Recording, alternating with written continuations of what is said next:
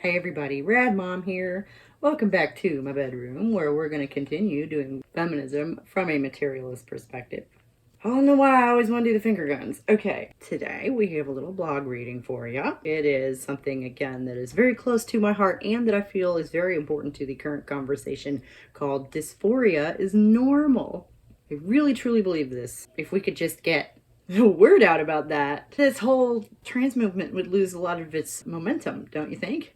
If all of a sudden dysphoria wasn't something to be medicalized and worried about. Like the video if you think that that's an important topic to talk about, and subscribe to the channel so that we can all work together to drag feminism kicking and screaming back into the real world, whether it likes it or not. Gender dysphoria is normal. Being a girl and hitting puberty is so traumatic.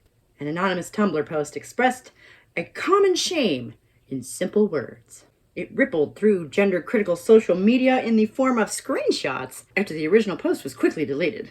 Her spurt of stifled frustration struck a chord, breathlessly relating a first-hand account of female suppression. You go from being a genderless little free thing to being hit with shaving and makeup and growing breasts and skincare and menstruation and suddenly being sexualized. When like a few years ago you could take your shirt off and play in the stream and trade cards with the boys and come home covered in mud and not even think about it. But eventually you realize everyone around you is thinking about it. Compliments focus on appearance or social skills, while questions get uncomfortably personal. The sudden societal burden can combine with newly dawning self-awareness to create a perception of generalized critical observation. Others have expectations you can't meet, and a young person might not consider that those expectations are unreasonable, especially when everyone they know seems to be doing fine. Suppressing stories like this one furthers the myth that most girls are fine with femininity. And then you spend years hating being a girl and hating everything puberty did to you and wishing you could be a boy or be completely genderless again. And it takes you many years to come to terms with yourself. Or you try to lean into everything and do makeup tutorials on YouTube and claim it's for fun. How can this be treated as normal? This hatred denial continuum seems to mimic the classic whore virgin dichotomy, doesn't it? The bitter invocation of Sheryl Sandberg taps a deep well of bile from digesting many betrayals. Powerful women often become so by learning the boys' game, which many of us are just not very good at. They join the elite chorus of supposed meritocracy, clinging to their ego-driven narrative as tightly as any man. Naturally, the framing of this as a woman's issue had to be squashed. To be honest, this sounds like the kind of thing a transgender or non-binary person who is assigned female at birth might feel once puberty hits. I mean, it doesn't necessarily have to be that, but it's just what comes to mind. This person admits to not knowing what they're talking about, but feels free to weigh in on this young woman's life. And irony and misogyny continue their slugfest for supremacy. But there were some responses claiming more authority. 100% this. I am trans, and this is what dysphoria feels like. This is gender dysphoria.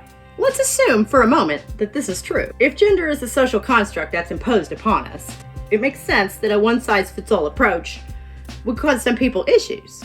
Is it also possible that cis kids could struggle with puberty? A reasonable suggestion. Let's see how they disregard it. Sure it is. Plenty of cis girls complain about how society's perception of them changes and the pressure put on them to act a certain way increases. They don't, however, spend years hating their bodies and never fully recover.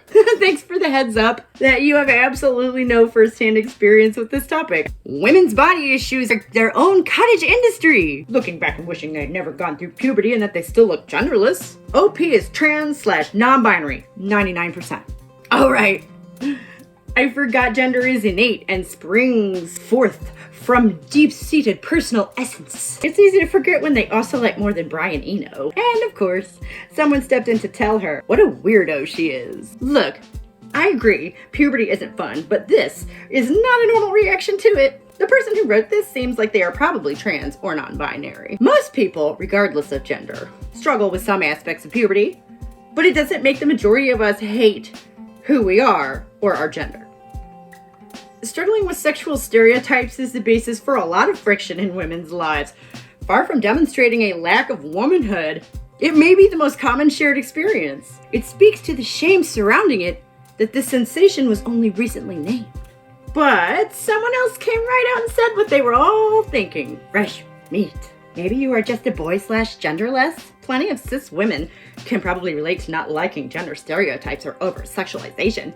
But cis women don't hate being women, lol.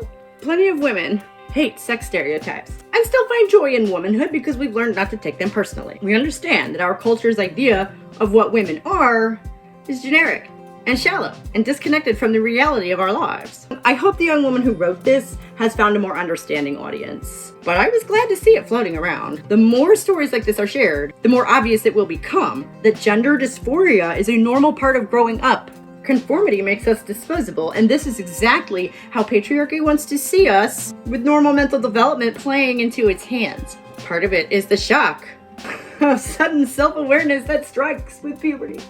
Younger children are less conscious of how they are seen by others, dwelling blissfully in the warm glow of their own egos. Around the age of 12 or so, neurological development reaches the conceptualization of those same passions in everyone else. Suddenly, the world is looking back at you, and just when you are least prepared, in the cataclysmic shifts of body and mind, chunks of once established reality come into question. Social pressures can be one of the few beacons of certainty. The gender industry relies on these stories remaining shameful secrets. This young woman's experience may be more extreme than some, but these commenters used women's isolation and suffering to tell her she was alone. Divide and conquer. Rinse, repeat. It's normal and rational to get jet lag on the trip from subject to object. It's painful to squeeze an entire human being into a shallow stereotype.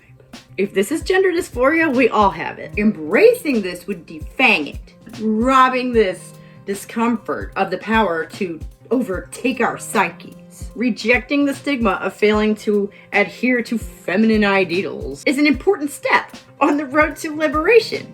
And it would show young women that we all carry this burden. Struggling, as most women do, does not make you less of a woman, and we are stronger together.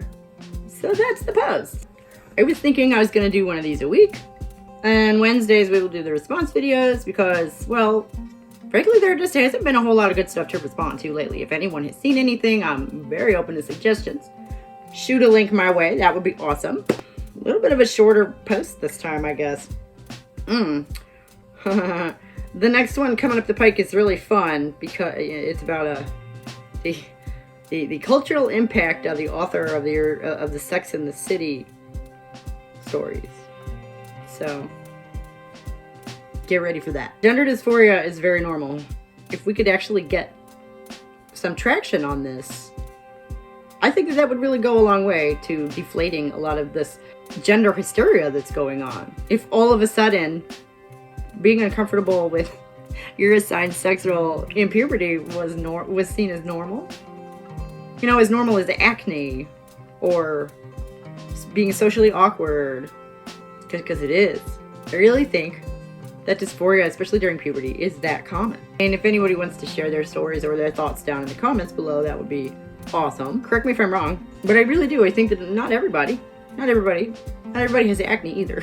Adult roles are very difficult to adjust to, and they don't really make any sense. There's no one really in charge of making sure that societal roles are cohesive in any way. You'd think that might be feminist philosophy's job. And I submit that basing it in material reality is a very strong starting point. You can read the original post that'll be in the link below. Thank you so much for joining me in the bedroom today, where we're doing feminism from a materialist perspective. We'll have a response video for you up on Wednesday. Everyone have a great weekend. I'll see you next time. Bye.